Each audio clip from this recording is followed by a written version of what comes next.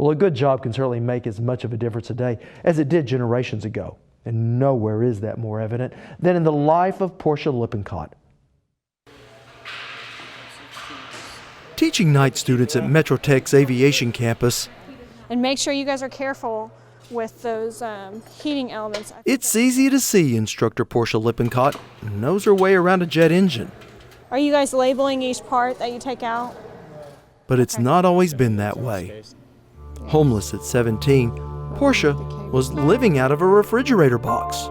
I had just recently got a job at Sonic, so every day I would sleep in the box and go to Sonic, come home, sleep in the box, and I did it for 3 months. So one day at Sonic in the morning, I get a phone call. It's a lady from Norman North, and she's a counselor, and I kind of just broke down and told her everything that was going on. Well, she told me to stand by, and she would call me right back. About 5 minutes later, I got her and Bridges, which is an independent homeless shelter for kids, who called saying that they wanted to meet me that day. They showed me this cute little apartment in this house that was all to myself, and they told me, this is where we want you to live. Go back to school, you could work, we'll help you get a car or whatever you need to do to go to school. And that day I moved in. And Porsha's life began to turn around. A roof over her head, and even saving some money. I found this 93 Jeep Grand Cherokee. It had like 7 different colors going on, but I was okay with it. I paid $1,000 for it. It ran. There was some kind of sketchy things about it, like the gas. I never knew when the gas was going to run out because the meter was going. But as the time went on, my car started to act a lot different, and then it started to break down, and then one day it just didn't start at all. It was $1,907 to repair this oil pan gasket. At that time I had no idea what any of that meant. I went on YouTube and I looked up what an oil pan gasket was, and it was on a 93 Jeep Grand Cherokee, and they were showing how you took off all these bolts, 27 of them, took down the oil pan, took off the gasket, put a new one on, put the oil pan back up, bolted it down, put some oil in, and you were good to go. And I was like, that's the most ridiculous thing ever. I could do this. 7 hours later, which nowadays it wouldn't take me 7 hours, but it did.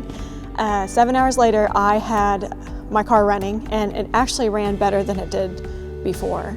Turning a crisis into an opportunity. So I graduated high school, got my high school diploma. When I got done, they had already filled out paperwork for me to go to Moore Norman Technology Center to go and be a mechanic over there, and I did. And when I got done, I got my ASEs.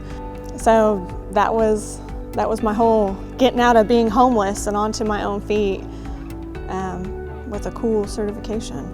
And while Porsha enjoyed working on cars and trucks, life was still often a struggle. At the time I was actually working 3 jobs. 4 hours of sleep was okay for me, but when it became me being pregnant, I couldn't do 4 hours of sleep anymore. At that time, I was put on some government assistant programs, and they had referred me to come out to Metro Tech Aviation because I already had automotive. When I enrolled, they had told me about Metro Tech's foundations. They had told me about some of the welfare foundations, and I was able to get on almost every single one of them. So when I got out here, my tools, my books, my certifications, my class, everything was paid for. All I had to do was come to school and learn, and then go home and be happy. And while school was paid for, it still takes money to live. I mean, I still had bills that I had to pay, and I didn't have a nighttime job because I really couldn't do that with my son. While I was struggling, one of my teachers, Mr. Hensley, told me that Metro Tech Foundation still had other benefits that I could benefit from. He told me that they could help me pay for gas and rent. And so I called and I told them the stuff that I was going through. I proved to them that I was having a hard time, and they helped me pay for rent, and they actually paid for my gas for a while.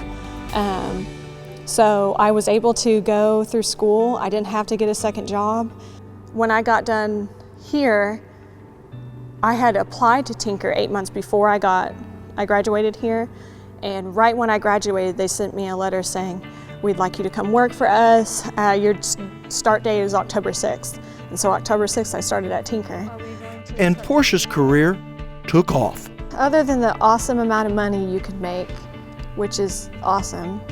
You have people that are grateful. You have pilots that will come shake your hand.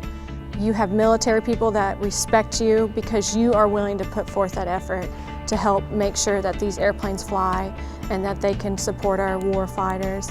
And I think that's the best feeling ever.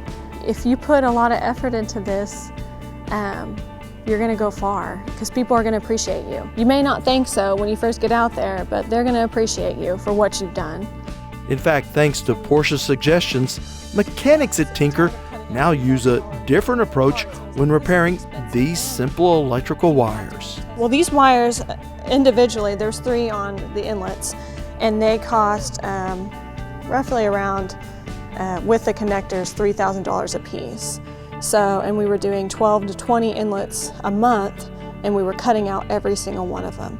What I had thought about was, why don't we just put a piece of fiberglass tape on it and then wrap it with safety wire in a way that couldn't come apart. And when it came out to it, it was $2.5 million that I had saved, and that's annually. And the fiberglass and the safety wire doesn't cost anything, so, and now it's actually in the books as a repair. You know, thank you for helping me. Now I'm helping you back to all those people that have helped fund me in the long run. I know I can't just write them a big fat check saying, oh, here's for all the years you've helped me, but hopefully, you know, if I can continue to keep saving money at Tinker, it's just gonna go right back in their pockets and they're gonna be like, wow, I've made so much money this year. A gratitude that translates into tax savings for all of us.